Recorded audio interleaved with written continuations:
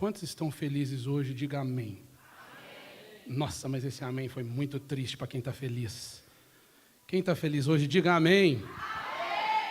Vamos nos colocar de pé mais uma vez? Enquanto você fica de pé e abre a sua Bíblia em Mateus capítulo 26, eu quero estender a minha imensa gratidão aos pastores da igreja por mais uma vez conceder essa oportunidade de poder dividir esse púlpito com pessoas tão extraordinárias que são os meus mentores espirituais. Eu sou muito grato pela vida de vocês e eu externo essa gratidão em público de coração. Que Deus abençoe. Deus abençoe Renato, Cristiano, Jana. Vocês achou que ia ficar escondidinho, né? Vocês vieram. Deus abençoe. Paola também, né? Faltou só arrastar a Camila, né? Vai dar certo. Deus abençoe a todos vocês que estão nos visitando hoje, que Deus possa falar profundamente ao seu coração e a todos os de casa, que o Senhor tenha uma palavra para poder trazer transformação na sua vida também. Amém? Mateus capítulo 26, vamos ler a partir do versículo 30. Quem leu a Bíblia hoje já? Diz amém aí. Beleza, pouca gente, né? Então agora você vai ter a oportunidade de ler bastante a Bíblia, tá? Você conseguiu achar a versão? Ótimo. Nós estamos lendo na versão King James, que foi um presente que o pastor Gelson me deu, então eu quis usar essa Bíblia hoje. E para quem ficou com invejinha que o pastor deu Bíblia para mim e não deu para você, é só você ser amigo dele. Capítulo 26, a partir do versículo 30. A Bíblia diz assim: e tendo cantado um hino, eles saíram para o Monte das Oliveiras. Então, Jesus lhe disse: todos vós vos escandalizareis por minha causa esta noite, pois está escrito: eu ferirei o pastor e as ovelhas do rebanho serão espalhadas. Versículo 32, mas depois que eu ressuscitar, eu irei adiante de vós para a Galileia. Pedro respondendo disse-lhe: ainda que todos os homens se escandalizem em ti, eu nunca me escandalizarei. Disse-lhe Jesus: na verdade eu te digo que nessa noite, antes que o galo cantar, tu me negarás 3 vezes. Aí Pedro virou para ele e disse assim: ainda que me seja necessário morrer contigo, eu não te negarei.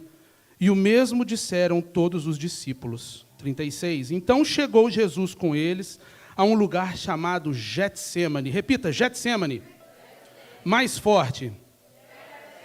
E disse a seus discípulos: sentai-vos aqui enquanto eu vou ali orar. E levando consigo Pedro e 2 dos filhos de Zebedeu, que era João e Tiago, começou a entristecer-se e angustiar-se muito. 38, então lhes disse: a minha alma está demasiadamente triste, até a morte. Ficai aqui e vigiai comigo. 39, e ele, indo um pouco mais adiante, prostrou-se sobre sua face, orando e dizendo: ó meu Pai, se é possível, passe de mim este cálice. Todavia, não seja o que eu quero, mas como tu queres. E ele, voltando para os seus discípulos, achou-os adormecidos e disse a Pedro: o quê? Não pudestes vigiar comigo nem 1 hora? Vigiai e orai, para que não entreis em tentação. Na verdade, o espírito está pronto, mas a carne é fraca. Amém? Pai, no nome de Jesus, nessa noite, ó Senhor, nesta manhã, Pai, eu louvo, engrandeço e bendigo o teu santo nome mais uma vez pela oportunidade que temos de, ó Deus amado, estar na tua casa e ouvir da tua palavra. Senhor Deus, é no nome de Jesus que nós pedimos: fala com cada um de nós, fala a cada coração aqui nesta manhã, leva nossas mentes, os nossos corações cativos a Ti, para a compreensão da Tua palavra, e que coloquemos, ó Deus amado, em prática tudo que nós aprendemos hoje, para que, ó Deus amado, nós possamos alcançar a vitória designada a cada um de nós. É no nome de Jesus que eu Te louvo nessa manhã. Pai, esconda-nos atrás da cruz e que seja somente o Teu Espírito e a Tua palavra nessa manhã sendo ministrada no nome de Jesus. Amém. Podeis assentar. Os irmãos já me perdoem pela minha voz fanha, mas eu estou lutando com essa alergia já há alguns dias e já ela vai embora em nome de Jesus. Só o Fernando que disse amém. Parece que vocês estão querendo que eu fique com essa alergia. Eu intitulei, como de sempre, eu tenho um ato intrépido de intitular mensagens. até porque a mensagem não é minha, então eu não me sinto no direito de as intitular, a mensagem é de Deus, mas eu, por intrepidez, coloquei o título, para melhor compreensão, de Getsêmani, Fábrica de Ungidos. Tem aí, Gabi? Ó. Irmãos, uma salva de palma para a Gabriela, por favor. Ela é top. Ela e a Camille. Ela se dispor a me ajudar hoje nessa mensagem. Vamos lá. E o Felipe também. As palmas foi para você também, tá, Felipe? Tá. O ministério de Jesus, durante 3 anos e meio, foi algo extraordinário. O ministério de Jesus foi marcado por grandes milagres, grandes conquistas, foi marcado por grandes obras, grandes feitos, grandes transformações, muita salvação, captura de muitas pessoas para seguirem um novo caminho. Jesus teve um ministério brilhante, do início até o final do seu ministério. Jesus ele foi, durante todas as suas circunvizinhanças, conquistando muitas pessoas. Os 12 discípulos foram os seus discípulos que aprenderam muito, e juntamente com Jesus já nós vemos na palavra de Deus que no fim do ministério estavam aptos a fazer muitas coisas, a agir de maneira sensacional e extraordinária. Jesus era conhecido por fazer milagres, Jesus era conhecido por curas, Jesus era conhecido por libertação de demônios, Jesus era conhecido por várias atitudes que ele teve que marcaram o seu ministério por 3 anos e meio. Existia um objetivo, existia uma meta e um propósito no qual ele veio cumprir. Nesses 3 anos e meio eles foram cumpridos. Porém, chegou um momento em que houve algo arquitetado pelo próprio Deus nos céus, antes da fundação do mundo. Nós encontramos em Hebreus isso, nós encontramos em Romanos, que antes da fundação do mundo, Deus tinha arquitetado um plano que iria salvar a humanidade da sua perdição. Nós nos lembramos que lá no Éden, nós fomos jogados para fora do jardim após o pecado, nós fomos destituídos da glória de Deus, e através da vinda de Jesus Cristo, nós fomos restituídos pela graça e misericórdia do Senhor. Mas o ministério de Jesus deixa marcas extraordinárias.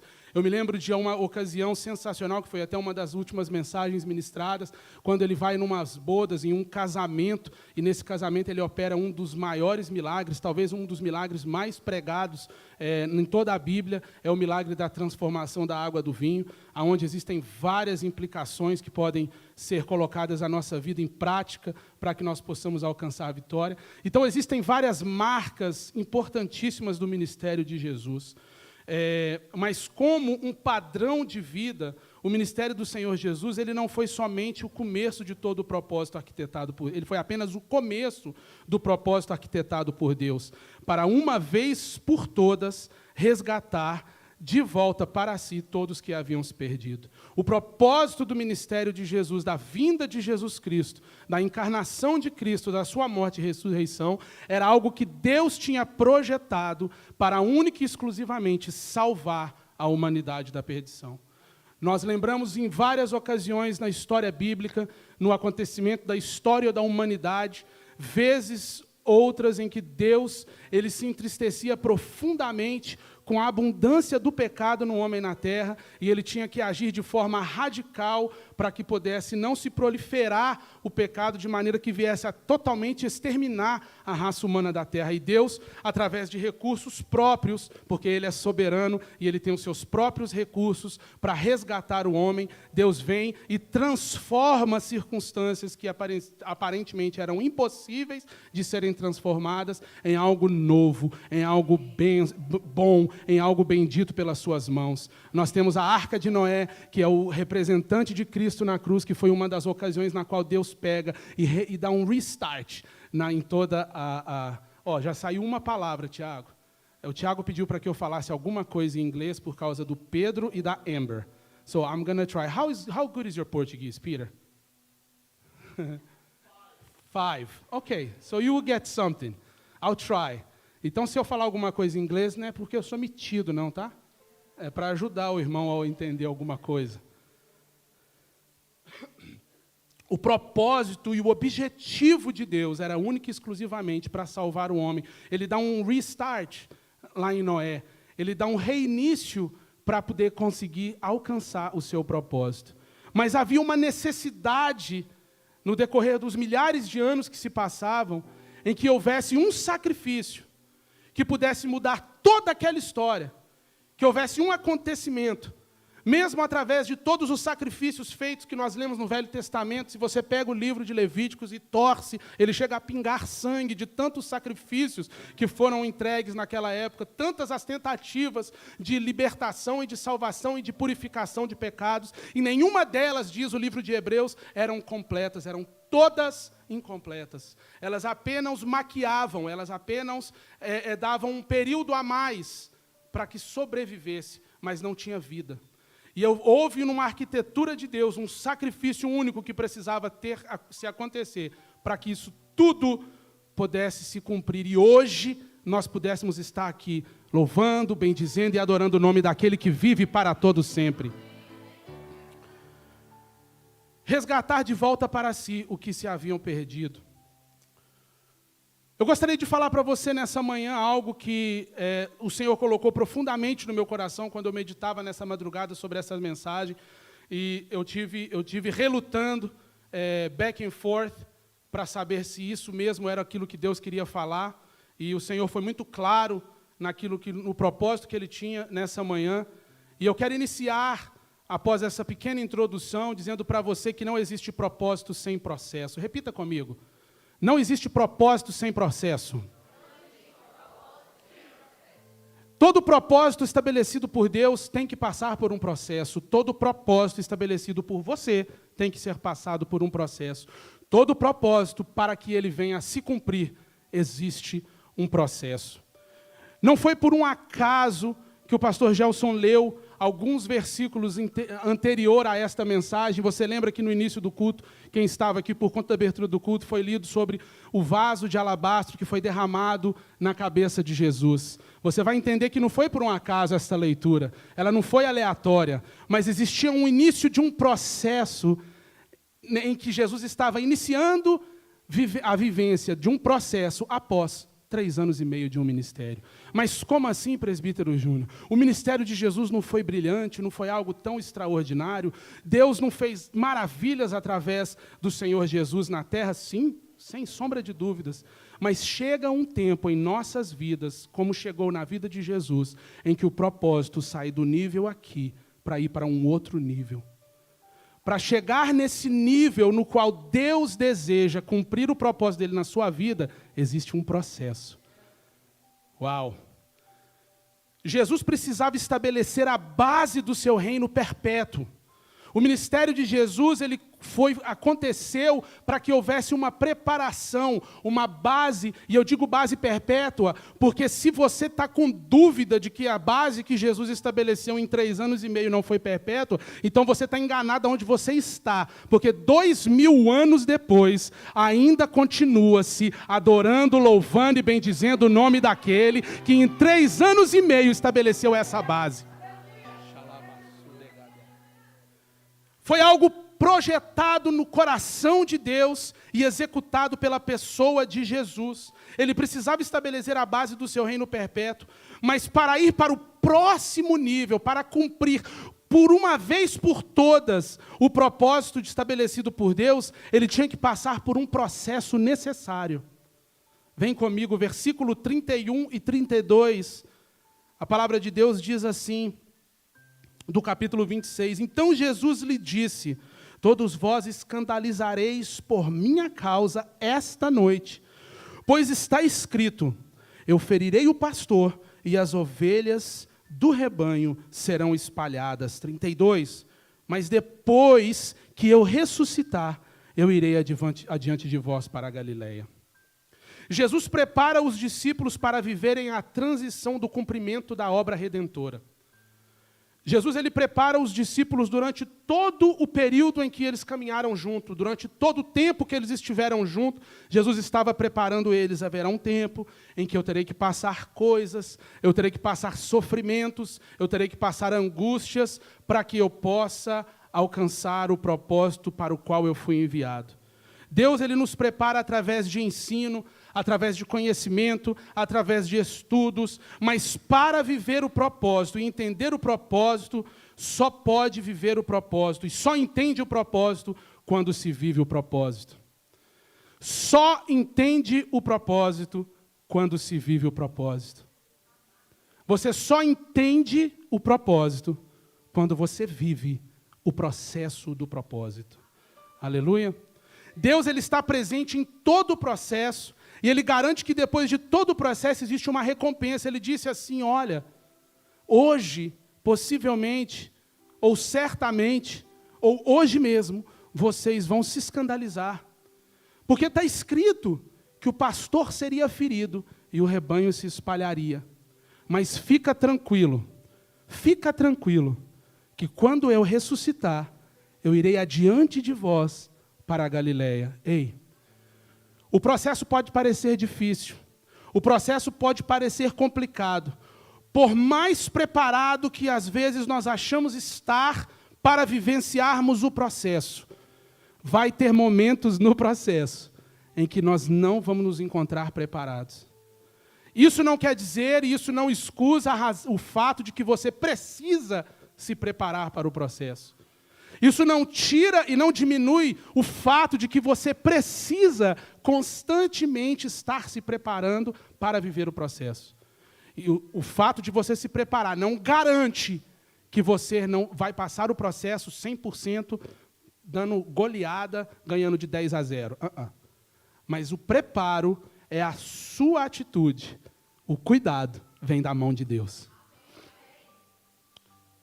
Por mais preparado que estivermos, o nível que Deus preparou e deseja que vivamos é muito além da nossa capacidade de preparo ou entendimento. Alguém não pegou isso, então eu vou repetir de maneira mais clara. Você tem algum propósito, você tem um desejo e uma meta. Só que o propósito e o desejo de Deus sobre a sua vida, ele vai muito além daquilo que você consegue imaginar. Se eu pedisse para que você parasse nessa manhã e começasse a meditar sobre algumas coisas que Deus realizou na sua vida no passado, você vai chegar à conclusão juntamente comigo de que Deus efetuou algo que foi superado pelaquilo que você imaginava. Quando você chegou a conquistar, seja o que for na sua vida, que foi uma promessa de Deus, ela foi além daquilo que você imaginava. Aleluia! Deus não mudou, irmãos, nessa manhã o mesmo Deus que efetuou muito mais do que pedimos, pensamos ou imaginamos, Ele ainda tem muito mais do que pedimos, pensamos ou imaginamos para realizar. Os processos em que nós temos que viver, eles são para alcançar propósitos no qual nasceu no seu coração secundariamente, porque primeiramente o propósito de Deus nasce no coração dele, e depois que o propósito nasce no coração dele, ele envia para o teu coração, de uma maneira que você, Francis, possa compreender e começar a se preparar. Mas aí eu quero profetizar nessa manhã, que esse processo, quando ele chegar no fim, você vai vivenciar o propósito que estava no coração de Deus, que vai muito além daquilo que você imaginou. Os discípulos, por mais preparados que eles estavam para viver aquele momento, conscientemente, muitos deles não estavam preparados emocionalmente, não estavam preparados fisicamente, eles não estavam preparados. Mas Jesus veio preparando a eles constantemente. Aqui Jesus diz para eles, fica tranquilo, eu entendo, eu sei que talvez vocês não estão preparados, mas fica tranquilo, eu vou ressuscitar. Eu vou ressuscitar. Jesus está dizendo nessa manhã, fica tranquilo, vai passar. Você vai passar, você vai vencer. Eu digo isso sempre, nós somos o único povo na face da terra que entra em batalha com a vitória garantida. Você não entra em batalha com a garantia de que você não vai lutar. Você não entra em batalha com a garantia de que você não vai passar a batalha. Mas você entra nas batalhas sabendo que a vitória é garantida pelo sangue de Jesus. Aleluia! Por mais preparados que eles estivessem, o nível que Deus preparou era muito maior do que eles estavam preparados. Versículo 33, vem comigo. Vocês lembram que nós lemos no início? Pedro, super empolgado. Pedro muito ligado, Pedro muito unido, Pedro muito próximo de Jesus. Versículo 33. Pedro respondendo disse-lhe, ainda que todos os homens se escandalizem de ti, Jesus, eu nunca me escandalizarei. Aí Jesus vira para ele no 34 e diz assim, na verdade, ó Pedro, eu te digo, que nessa noite, antes que o galo cante, 3 vezes tu me negarás. Uau! Aí automaticamente, Pedro foi lá e ficou chocado e ficou caladinho. Falou, eita, 36. Pedro vira para ele e diz assim, 35, disse-lhe Pedro ainda que me seja necessário morrer contigo, não te negarei. E o mesmo disseram todos os discípulos. Isso é muito normal. Isso é muito normal. A influência, ela é muito mais forte do que a resistência. Pedro, empolgado no meio dos discípulos, através daquela palavra, se levanta e fala assim, eu não vou te negar. Eu não vou deixar você para trás, Jesus. Eu vou estar contigo até o final. E Jesus fala para ele, calma, rapaz, que hoje ainda tu vai me negar 3 vezes. Aí ele falou assim, de jeito nenhum, nem que eu tiver que morrer contigo, eu não te nego. E aí ele contaminou os discípulos todos, de uma maneira benéfica. E eles foram empolgados e falaram, todo mundo, a mesma coisa. Não, eu morro contigo, eu vou contigo até o final. Eu estou contigo, Jesus. Eu estou contigo, Jesus. E eu consigo olhar para as nossas circunstâncias e ver tantas pessoas olhando para a gente, falando, eu estou contigo, irmãozão. Eu estou contigo, companheiro. Eu estou contigo, Jéssica. Vai tranquilo, eu estou contigo, Francis. Eu estou contigo. Vai lá que nós estamos juntos, nós estamos unidos. Nós estamos firmes nesse negócio. Vai em frente, arrebenta. E o que acontece? No processo, quando nós entramos nele, normalmente, Deus usou a Rebeca, aqui agora, para dizer isso. Nós passamos sozinhos. Pedro, o maior exemplo de transformação na Bíblia, irmãos, para mim. Um homem bruto, ignorante, um cara que não tinha nada para participar de um ministério, se torna o líder da igreja. Ele vive o processo mais doloroso de todo o seu ministério. E o chamado dali para frente, para viver o extraordinário que Deus tinha determinado. Era necessário esse processo na vida de Pedro. Sabe por quê, irmãos? É preciso vencer o orgulho para viver o propósito. Repete comigo, é preciso vencer o orgulho para viver o propósito. Mais uma vez, é preciso vencer o orgulho para viver o propósito. E o orgulho, ele é a raiz inicial de todos os males em nossas vidas. Nós cantamos um hino que diz assim, o meu orgulho me tirou do jardim. Sabe desse hino? Está lá em Provérbios, capítulo 29. O orgulho precede, quem sabe? O orgulho precede a queda. Thank you. O orgulho precede a queda. Em algumas traduções está mas não é a queda, o orgulho é trocado por outra palavra, mas a palavra que eu quero é orgulho, tá? Então, procura a versão que fala orgulho, depois você lê.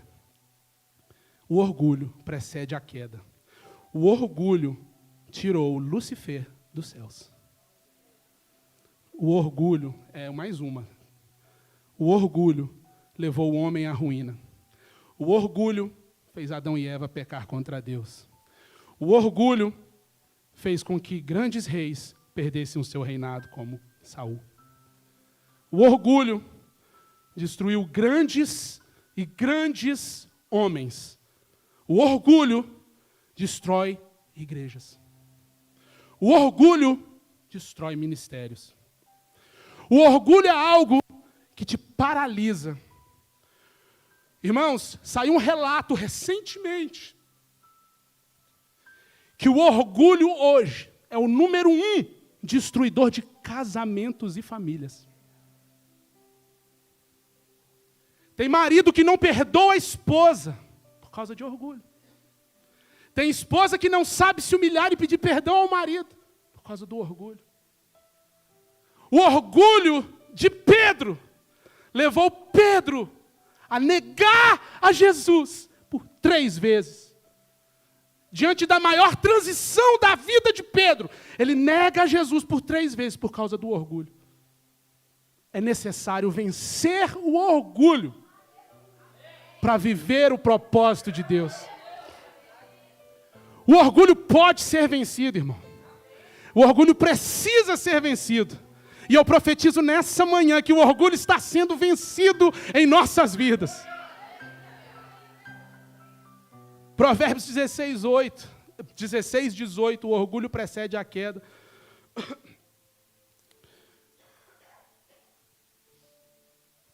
razão de ficarmos estagnados, a razão de não nos movermos adiante, a razão de não alcançarmos e de não passarmos o processo.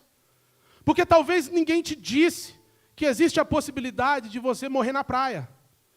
Quando nós entramos num processo, existe a possibilidade de você falhar. A garantia da vitória não garante que você vai continuar. O desejo de Deus é que você continue. O desejo de Deus é que você siga em frente. Há 3 semanas atrás, a pastora Cici ministrando aqui, ela falou algo sensacional, não sei se você lembra, que o maior inimigo do sucesso não é o fracasso. Quem lembra? Quem lembra disso aí, dá um glória. Então eu vou te lembrar quem não deu glória. O maior inimigo do sucesso não é o fracasso. O maior inimigo do sucesso é a desistência. Se você não lembra, agora anota aí para você falar que foi a pastora Cici que falou. O maior inimigo de você cumprir o seu propósito não é o fracasso. Fracassar e falhar faz parte do processo. Negar a Jesus 3 vezes fez parte do processo de Pedro. Pedro não foi destruído porque ele negou a Jesus 3 vezes. Não. Pelo contrário. Sabe quem foi destruído na hora que Pedro negou a Jesus 3 vezes? O orgulho. Sabe quem é destruído quando você para? Nós lemos aqui em Lucas, na descrição de Lucas, dessa mesma passagem, Lucas diz assim, que Jesus olhou para Pedro naquele momento que ele falou pela 3ª vez, eu não conheço esse homem. Ele olhou profundamente nos olhos de Pedro. Pedro automaticamente reconheceu, meu Deus. E a Bíblia diz que ele chorou profundamente. A diferença não está em fracassar algumas vezes, não. O problema está em desistir no processo. Mas aqui nós não temos desistência aqui nessa igreja. Aqui nós temos um povo que luta, que guerreia, que batalha. Aqui nós temos um povo que passa por processos e sai do outro lado mais do que vencedor. No processo nós nunca estaremos só, 36 a 38. Então chegou Jesus com eles a um lugar chamado Getsêmani. Repita, Getsêmani. E disse a seus discípulos, sentai-vos aqui enquanto eu vou ali orar, 37, levando consigo. Quem ele levou, irmãos? Pedro e 2 dos filhos de Zebedeu, certo? Quem eram os filhos de Zebedeu? Tiago e? Então ele pegou a Pedro, Tiago e João. Quantos discípulos eram? Eram só 3 discípulos? Eu achava que era 12. Obrigado. De repente, eu achei que a minha mensagem... Quantos discípulos eram, irmãos? Quantos foram com Jesus orar no jardim? Uau! Isso te fala alguma coisa? Que no processo, terá algumas pessoas que estarão ali do teu lado. Ei, eu quero te falar mais. Eu quero te falar mais porque eu estou sentindo uma glória de Deus muito grande, então eu vou falar. Não vou falar, não. Eu vou falar. Quer que eu fale, irmão? No processo que você estiver passando, por mais que pareça que você está sozinho, sempre tem alguém te olhando. Sempre tem alguém observando o teu processo. Sempre tem alguém observando aonde que você está passando, como você está indo. Irmãos, hoje nós vivemos na era do resultado, sim ou não? Hoje só tem sucesso quem tem resultado. Só tem nome quem tem resultado. Só tem poder quem tem resultado. Sabe quem tem poder, irmãos? O sangue de Jesus que purifica de todo o pecado. Sabe qual o maior resultado que nós podemos alcançar? Eu disse para alguém essa semana, a pessoa disse para mim, eu tenho um sonho muito grande de cumprir coisas grandes e abrir uma loja assim gigantesca e tal, e pai, eu vou ter muito sucesso. Opa! Tem sucesso não. Como assim? Eu falei, porque você, como muitos hoje, estão confusos com o que é ter sucesso, com ter coisas. Sucesso não está diretamente coligado com o que você tem. Sucesso é o que você é. Aleluia, eu vou repetir. Sucesso não está ligado com o que você tem. Está ligado com quem você é. É ser. É você ser de que vale. Você ter grandes bens. E você ter os seus pilares, todos os outros destruídos. A sua espiritualidade mal. Mas você tem uma grande loja. A sua espiritualidade falha. O seu casamento destruído. Mas eu tenho grandes bens. De que vale? Sucesso não se mede pelo que temos, sucesso se mede por quem somos. Pedro deixou bem claro isso na sua transformação. O orgulho foi esmagado ali naquele momento. E ele pôde reconhecer, e ele pôde se arrepender profundamente. O propósito, ele começa a se cumprir quando nós nos rendemos totalmente à vontade de Deus. Veja o versículo 39. Jesus, ele indo um pouco mais adiante, depois que ele pediu os discípulos para ficarem ali, ele leva os discípulos até o jardim. Chegando no jardim, ele chama em particular os seus amigos íntimos.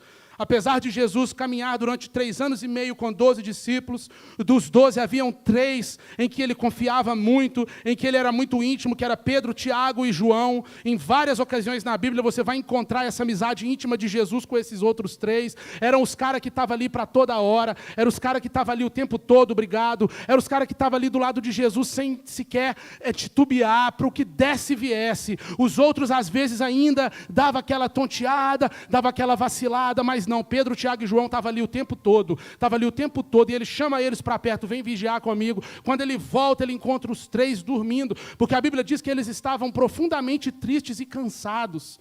Eles estavam com tanta tristeza do processo que eles estavam vivendo, que eles estavam totalmente cansados, eles estavam totalmente afadigados, e eles dormiram. Jesus voltou, após essa oração, escute, ele faz assim: ó meu Pai, no 39, ó meu Pai, se é possível, passe de mim este cálice. Todavia, Senhor, não seja como eu quero, mas como Tu queres. Ei, o propósito, ele começa a se cumprir em nossas vidas, quando nós nos rendemos totalmente à vontade de Deus. Entenda que naquele momento Jesus estava fazendo algo para cumprir um dos seus ensinamentos. Quando alguém perguntou para ele, disse assim: Senhor, como podemos orar? Ele disse assim: quando orardes, orais assim: Pai nosso que estais nos céus, santificado seja o Teu santo nome, assim na terra como nos céus. O pão nosso de cada dia dai-nos hoje. Perdoai as nossas ofensas, como nós temos perdoado aqueles que nos têm ofendido. Seja feita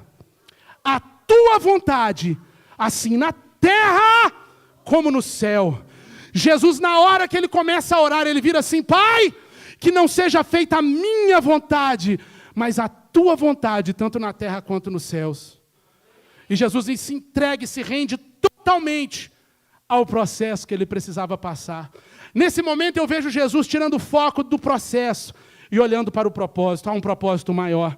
Eu quero que você entenda que existe um propósito maior do que você está passando nesse momento. Existe um propósito maior do que você está vivendo nesse momento. Existe um processo maior que Deus estabeleceu, que supera aquilo que você pensa e imagina nessa manhã. O propósito, ele começa a se cumprir quando nós nos rendemos totalmente à vontade de Deus.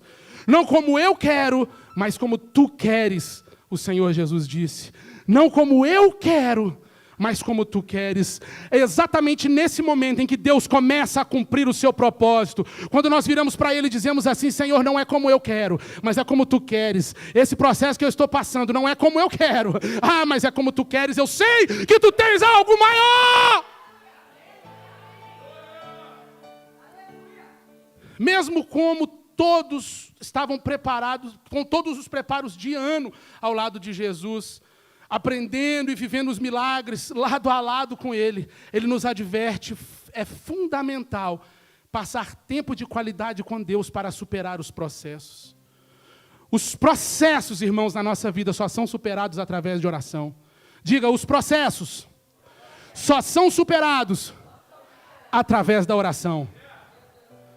Quando nós nos rendemos totalmente em oração, em busca a Deus, em louvor ao Senhor, em dedicar tempo em adorá-lo, é impossível que Deus não cumpra o propósito quando nós estamos na presença dEle. Impossível é que Deus não faça milagres quando nós estamos buscando a Ele. Impossível é que Deus não haja a teu favor quando você está buscando a Ele. Isso é impossível. O que você e eu precisamos viver para alcançar o nosso propósito em Deus é algo que quase ninguém vai entender. Quase ninguém vai entender o que você está vivendo para chegar no propósito que Deus tem na sua vida. Entenda que muitas vezes nem dentro da tua casa vai ter gente que entenda o propósito que Deus tem na sua vida.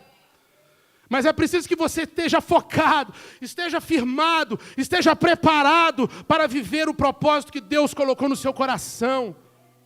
Todos olhavam para Jesus e falavam, isso é loucura. Como que você pode falar que você é filho de Deus? Como que você pode falar que você é o Messias? Como que você pode falar que você é o Redentor? Como que você pode falar que você é o Salvador? Como é que é esse negócio? E Jesus virava e falava para eles assim, você está dizendo, vocês que estão dizendo. Sabe por que ele falava o que vocês estão dizendo? Porque os resultados de Jesus falavam mais alto do que as suas palavras. Eles estavam enxergando e vendo o Messias, vendo Deus encarnado, mas eles não queriam aceitar. Ei, pessoas estão vendo os teus resultados, estão vendo a sua alegria, estão vendo o seu sucesso, mas não querem aceitar. Ei, quase ninguém vai entender. E sem dúvida, muitos vão te abandonar. Não se frustre. Não é sobre eles. Não é sobre quem te abandonou. Não é sobre quem ficou no caminho, irmão. Não é sobre quem está ficando para trás quando você decide servir a Deus. Não é sobre quem está ficando para o lado quando você decide ter uma vida extraordinária diante do Senhor.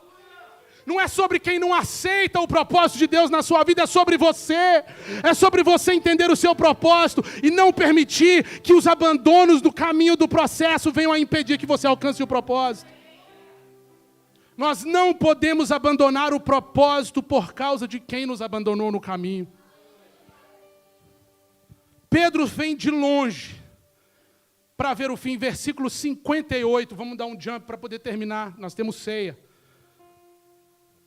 Pedro segue de longe para ver o fim, versículo 58. Mas Pedro o seguiu de longe, até o palácio do sumo sacerdote, e entrando, sentou-se com os servos para ver até o fim. Quando vieram os soldados no Getsemane, irmãos, quer dizer fábrica do óleo. A palavra Getsemane quer dizer fábrica do óleo. Getsemane era a parte do jardim no Monte das Oliveiras, onde fabricava-se azeite, onde fabricava-se óleo.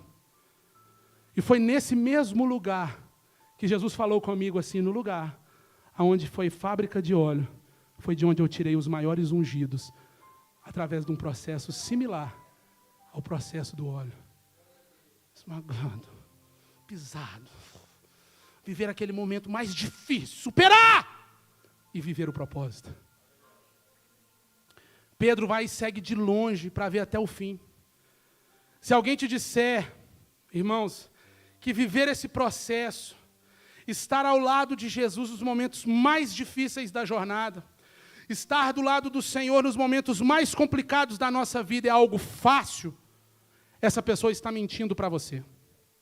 Se alguém disser para você que viver os processos é fácil, ela está mentindo para você.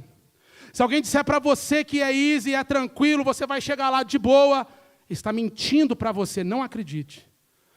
Mas se alguém disser para você que é impossível de você alcançar o propósito de Deus, ele também é mentiroso. Se alguém disser para você que você não pode alcançar o propósito de Deus, também mente. Não é impossível alcançar o propósito de Deus. Pedro vive um momento de maior angústia, com as suas emoções totalmente conturbadas e sem controle das circunstâncias. Ele vive o processo de transformação mais importante de todos os tempos. Quando ele nega Jesus diante dos homens, ele deixa claro que todo o seu conhecimento e todo o tempo que ele viveu ao lado do Mestre o levou somente até ali. Ele chegou somente até onde ele estava. Com tudo que ele aprendeu, com tudo que ele viveu, ele chegou até aqui. Mas como que esse Pedro, que chegou até ali, dirigiria agora a futura igreja primitiva? Como que aquele Pedro, que no jardim lançou mão da espada e cortou a orelha de Malco, no momento em que vieram pegar a Jesus, mesmo depois de Jesus falar assim, ei, companheiro, peraí, irmãozão, eu preciso passar por esse processo. Você não tem como impedir isso. Você precisa vivê-lo. Guarda a espada. E Jesus pega nas mãos e põe de volta a orelha de Malco e segue o propósito, ensinando. Mesmo assim, esse Pedro começa a ser transformado ali, para viver o maior propósito da vida dele lá na frente. mais que algo muito maior que tiver que viver, mesmo sem entender, ele se arrepende imediatamente e começa a viver o processo. Versículos 74 e 75, para partirmos para o encerramento. Então, ele começou a amaldiçoar, dizendo, eu não conheço esse homem. E imediatamente o galo cantou. E aí Pedro lembrou-se das palavras de Jesus e dissera, antes que o galo cante, negarás 3 vezes. E saindo dali, chorou amargamente. Irmãos, eu quero concluir nessa manhã, dizendo que a humildade e o arrependimento, eles abrem as portas de todo sucesso. A humildade e o arrependimento abrem as portas de todo o sucesso em nossas vidas. Se de alguma coisa nessa manhã você tirou proveito, entenda que Jesus tem o propósito a cumprir em nossas vidas, muito além do que nós imaginamos.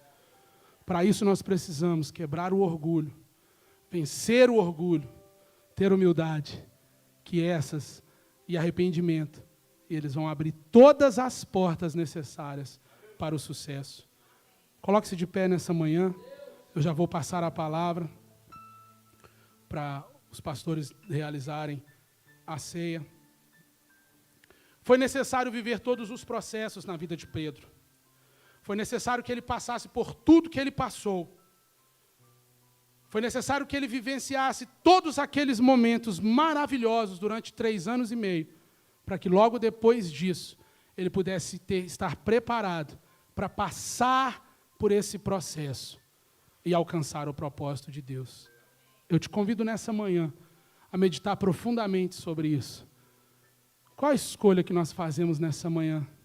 Qual caminho decidimos seguir nessa manhã? O caminho da desistência? O caminho que nós abandonamos? O caminho que nós automaticamente fracassamos por causa da desistência? Ou nós escolhemos prosseguir nessa manhã? Ou nós seguimos viver nessa manhã o extraordinário de Deus? Pedro conseguiu, diante das mãos de Deus, encontrar algo sensacional. Em Marcos capítulo 16, versículo 7, a Bíblia dá um relato sensacional. Eu vou concluir com isso aqui, não estava anotado aqui não, mas Jesus está falando aqui um negócio. Marcos 16, 7, concluímos dizendo assim, agora ide, dizei aos discípulos dele e a Pedro, que ele está seguindo adiante de vós para a Galileia. Agora ide. Se você não está situado nessa circunstância, as mulheres acabaram de chegar no sepulcro, irmãos. Elas saíram correndo do quarto em qual elas estavam orando e correram para o sepulcro. Após a morte de Jesus, o sepultamento de Jesus, agora no domingo pela manhã, cedo, bem cedo, elas vão até o sepulcro. Quando elas chegam lá, elas encontram um varão. Um varão que tinha feito como um barulho de terremoto quando ele moveu a pedra do sepulcro. E esse anjo assentado ao lado do sepulcro vira para elas e diz assim, ei, agora ide, dizei aos discípulos, tá bom? Mas também dizei a Pedro que ele está seguindo adiante de vós para a Galileia. Marcos capítulo 16, versículo 7 deixa muito específico, que Deus mandou bradar lá do céu Deus deu uma ordem, e disse assim, fala lá para os discípulos, mas fala para o meu servo, fala para ele que me negou 3 vezes, fala para ele que falhou, que cortou a orelha do Malco, fala para ele que era incapaz, fala para ele que não era digno, que para ele ir também, porque eu tenho algo grande a fazer na vida dele. E Deus me diz nessa manhã, que nós nunca vamos nos achar dignos de realizar o propósito de Deus. Quem te faz digno é o próprio Deus, que manda bradar do céu nessa manhã, e chamai também a você, e chamai também a Pedro, e chamai também a Pedro, porque muito me importa